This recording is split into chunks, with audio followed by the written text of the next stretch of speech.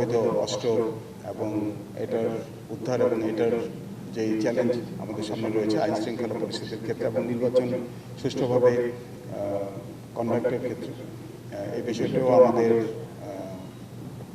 কার্যতালিকার মধ্যে অন্তর্ভুক্ত। এবং প্রধান নির্বাচন কমিশনার আমাদের 3 বাহিনী প্রধানের সাথে যখন সংলাপ করেছেন, তিনিও আমাদেরকে অনুরোধ করেছেন যাতে করে আমরা এই বিষয়ে গুরুত্ব আরোপ করি।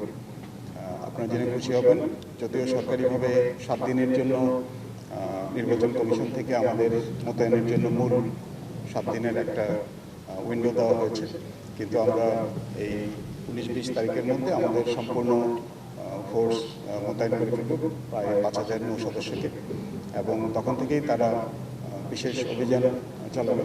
বর্তমানে আমাদের মোতায়েনকৃত নৌ সদস্যের সংখ্যা প্রায় 1800।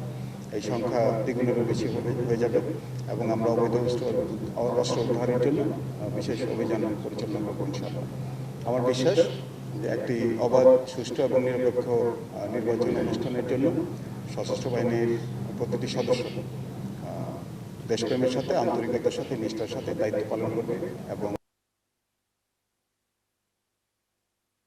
সকলকে লাইট রিফ্রেশমেন্টে অংশগ্রহণ করার জন্য ধীরে ধীরে রূপসা নদীর পানিতে অবদান ও ভেসে ওঠা